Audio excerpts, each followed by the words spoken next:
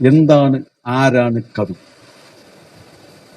എന്താണ് കവി എന്ന പദം കൊണ്ട് വിവക്ഷിക്കുന്നത്? കവി എന്ന പദത്തെ കൃത്യമായി വിവക്ഷിച്ചിരിക്കുന്നത് പൗരസ്ത്യ ചിന്തകനായിരുന്ന ജഗന്നാഥനാണ്. നാം ഋഷി കവി എന്നാണ് അതിന്റെ വിവക്ഷ. പ്രതിഭയും വിൽപ്പത്തിയും അഭ്യാസവും ഉള്ളവനാണ് കവി. ജന്മനാ പ്രതിഭ, ജന്മനാ ജനിക്കുമ്പോൾ തന്നെ കിട്ടുന്ന അറിവ്, അത് വേറൊരു തലമാണ് പ്രതിഭ എന്ന് പറയുന്നത്. പ്രതിഭ, വിൽപ്പത്തി, അതിനെ ആർജിക്കാനുള്ള കരുത്ത്, അഭ്യാസം, നിരന്തരമായി ചെയ്യുന്ന പ്രവൃത്തി, ഇതിലൂടെയാണ് ഒരു കവി ജനിക്കുന്നത്. നോം ചോംസ്കിയുടെ പുതിയ ചിന്താധാര അനുസരിച്ച് കവി എന്ന പദത്തെ എല്ലാ ഇതുമായിട്ടും നമുക്ക് കൂട്ടിക്കെട്ടാം. സാഹിത്യത്തിലുമായിക്കോട്ടെ, സംഗീതമായിക്കോട്ടെ, നാടകമായിക്കോട്ടെ, സിനിമയായിക്കോട്ടെ, ഏത് തരത്തിലുള്ള കലയെ കലാകാരൻ എന്നുള്ള അവസ്ഥ വെച്ചിട്ട് നമുക്കതിനെ വിവക്ഷിച്ച് പറയാൻ കഴിയും.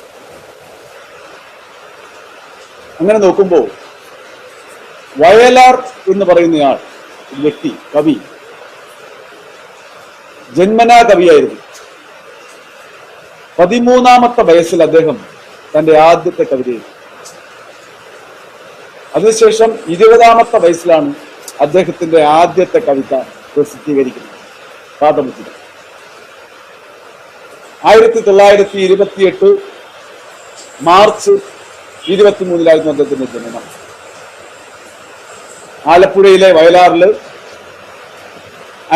അനന്തപത്മനാഭൻ എന്ന് പറയുന്ന ആളുടെയും ഭാരതിയമ്മയുടെയും മകനായി ജനിച്ച വയലാർ സ്വന്തം സ്ഥലത്തിന്റെ പേര് തന്നെ സ്വീകരിച്ചാണ് കവിതാരംഗത്തേക്ക് കടന്നു വന്നത്. അദ്ദേഹവും ദേവരാജൻ മാഷും കൂടെ ചെയ്തെടുത്ത കവിതകൾ, ഗാനങ്ങൾ, മലയാള സിനിമാ ശാഖയ്ക്ക് നൽകിയ സംഭാവനകൾ വളരെ വലുതായിരുന്നു. അദ്ദേഹം പാടിയതാണ്, ഈ മനോഹര തീരത്ത് തരുമോ ഇനിയൊരു ജന്മം കൂടി, എനിക്കിനിയൊരു ജന്മം കൂടി. ഇത് മനോഹരമായ വരികളാണ്. നമ്മൾ ഈ ഭൂമി ജനിച്ചിട്ട് ഈ ഭൂമിയിൽ ഇവിടുന്ന് മടങ്ങേണ്ടി വരുമ്പോ നമ്മൾക്ക് ഈ ജീവിതത്തിൽ ഒരു ജന്മം കൂടെ തിരികെ കിട്ടുമോ എന്നാണ് കവി ചോദിക്കുന്നത്. ഇത്ര മനോഹരമായി ജീവിതത്തെ സ്നേഹിച്ച വേറൊരു കവി മലയാളത്തിൽ അതുവരെ ഉണ്ടായിട്ടില്ല. ആ കാലഘട്ടം വരെ സാഹിത്യത്തെയും വ്യക്തമായ രാഷ്ട്രീയത്തെയും ഒരേപോലെ കൊണ്ടുപോയ ഒരു കവി മലയാള ശാഖയിൽ ഉണ്ടായിട്ടില്ല. നിരവധി കവികൾ ഉണ്ടായിട്ടുണ്ട്.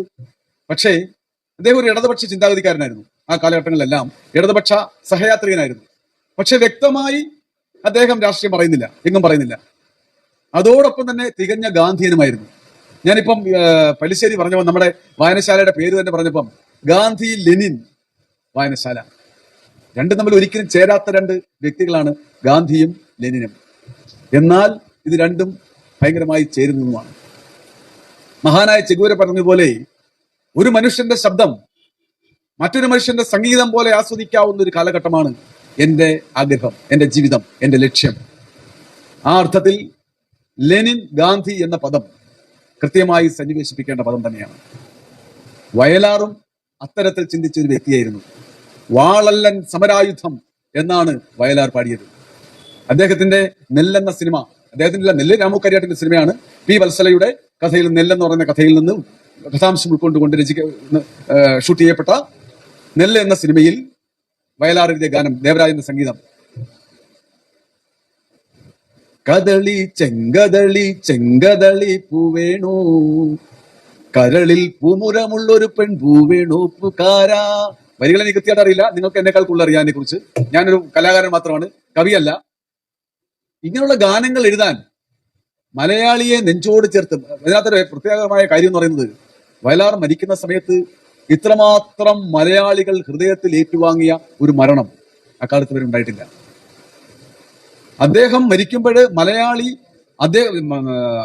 വയലാറിനെ നെഞ്ചിലേറ്റി സ്വന്തം സങ്കടം കൊണ്ട് പൊട്ടിക്കരഞ്ഞുകൊണ്ടാണ് അവസാന യാത്രയിൽ പങ്കെടുത്തത്, അദ്ദേഹത്തിന്റെ അവസാന യാത്രയിൽ പങ്കെടുക്കുന്നത്. അതുപോലെ തന്നെ ആ സംഭവത്തിൽ വയലാറിന്റെ അടക്കം കഴിഞ്ഞിട്ട് വെളിയിലേക്ക് ഇറങ്ങുമ്പോൾ ത്രിവിക്രമൻ തമ്പി, മദ്രാസിലുള്ള AK ഗോപാലൻ, പിന്നെ ഇവിടെ ഉണ്ടായിരുന്നത് ഞാൻ ആ മറന്നു പേര്, ഇവർ മലയാറ്റൂർ രാമകൃഷ്ണൻ, ഇവരെല്ലാം കൂടെ ദുഃഖത്തോടെ വെളിയിൽ ഇറങ്ങുമ്പോൾ അവർ പറഞ്ഞു വയലാറിന് വേണ്ടി ഒരു വലിയ സ്മാരകം ഉണ്ടാക്കണം.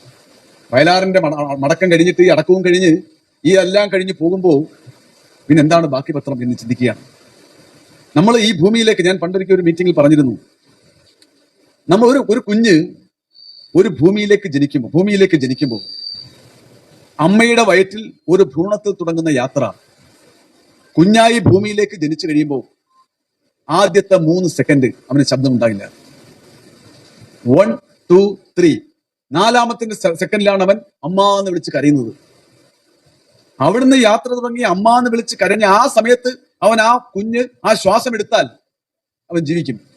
ഇല്ലെങ്കിൽ ആ കുഞ്ഞ് മരണത്തിന്റെ അഗാധഘട്ടത്തിലേക്ക് മടങ്ങിപ്പോകുമെന്നാണ് പറയുന്നത്. ശാസ്ത്രം പറയുന്ന, ഇത് ഞാൻ പറയുന്നതല്ല.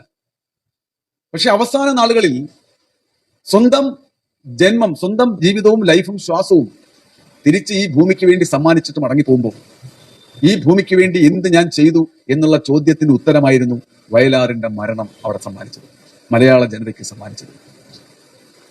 അവിടെ വെച്ച് വയലാറിന് വേണ്ടി ഒരു സ്മരണയ്ക്ക് വേണ്ടി എന്തെങ്കിലും ചെയ്യണമെന്ന് ഇവർ തീരുമാനിച്ചിട്ട് ഇതിന് പണപ്പിരിവ് നടത്താൻ പോകുമ്പോൾ ആരും പ്രതീക്ഷിക്കാത്ത തരത്തിലാണ് കേരളീയ ജനത ഈ കാര്യങ്ങളിലേക്ക് സംഭാവന നൽകിയത്. അത്രമാത്രം വയലാറിനെ നെഞ്ചോടേറ്റിയ ഒരു സമൂഹമായിരുന്നു കേരളത്തിലുണ്ടായിരുന്നത്. എന്തുകൊണ്ടാണ് സംഭവിച്ചത്? സംഗീതത്തെയും ഭാഷയെയും കവിതയെയും മനുഷ്യൻ സ്നേഹിക്കുന്നു എന്നുള്ളതാണ്.